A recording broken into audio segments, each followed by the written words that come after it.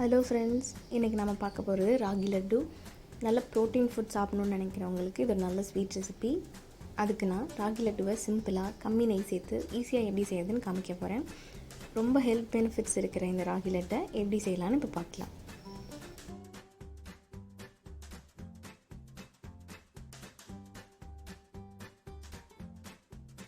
ராகி லட்டு செய்கிறதுக்கு ஒரு பேனை சூடு பண்ணிவிட்டு 2 டேபிள் ஸ்பூன் நெய் சேர்த்துக்கலாம். நெய் சூடானதும் 1 கப் ராகி மாவு சேர்த்து மீடியம் ஃப்ளேமில் ஃப்ரை பண்ணுங்கள்.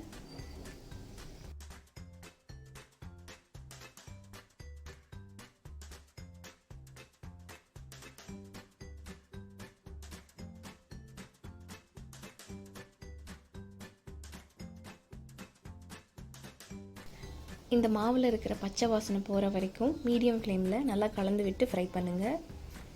குறைஞ்சது 10 நிமிஷம் இதே மாதிரி ஃப்ரை பண்ணணும்.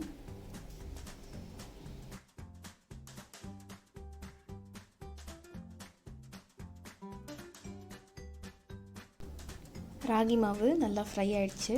இதை இப்போ ஒரு மிக்சிங் பவுலில் நம்ம ட்ரான்ஸ்ஃபர் பண்ணிக்கலாம்.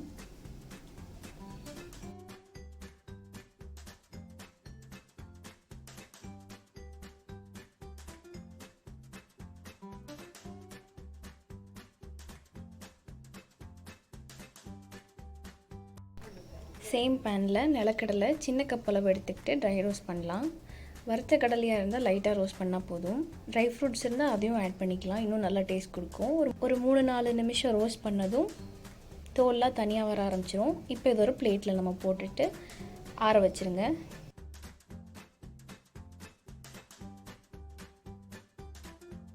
ஆறினதுக்கப்புறம் இந்த மாதிரி தோலெல்லாம் தனியாக எடுத்து நீக்கிடலாம். நம்ம எல்லா தோலும் இப்போ எடுத்தாச்சு. இதை ஒரு மிக்சி ஜாரில் போட்டு நல்லா கொரகொரப்பாக அரைச்சிக்கோங்க.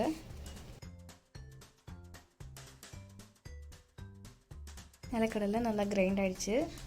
பார்த்திங்கன்னா இந்த மாதிரி கொரகொரப்பாக இருக்குது. லட்டு டேஸ்ட்டாக இருக்கும். இதை இப்போ நம்ம மாவில் ஆட் பண்ணி கலந்துக்கலாம்.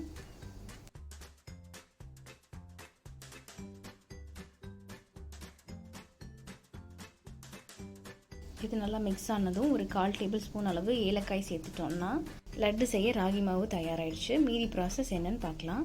அதே பேனில் மாவு எடுத்த அந்த கப்பில் ஒரு 3/4 கப் அளவு வெல்லம் எடுத்திருக்கேன். ஸ்வீட் ரொம்ப வேண்டாம்னா நீங்கள் அதை 1/2 கப் எடுத்துக்கலாம்.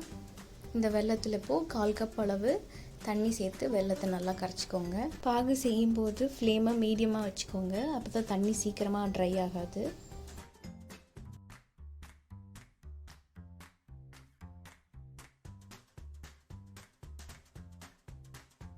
வெல்லம் நல்லா கரைஞ்சி வந்துருச்சு.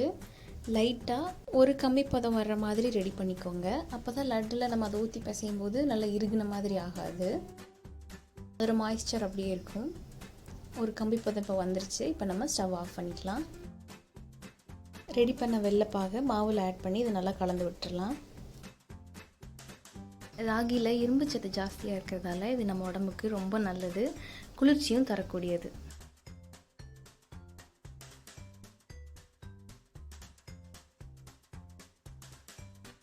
லட்டு செய்ய நல்லா சூடாக இருக்கும். அதனால் 3-4 நிமிஷம் அப்படியே விட்டுட்டு அதுக்கப்புறம் நம்ம லட்டு ப்ரிப்பேர் பண்ணலாம்.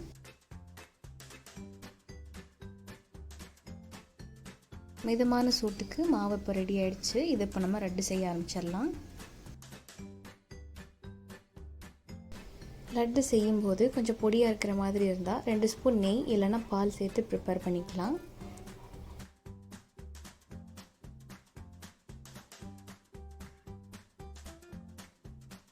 இந்த மாதிரி 1 by 1 மீதி இருக்கிற மாவில் லட்டு செஞ்சு எடுத்துடலாம்.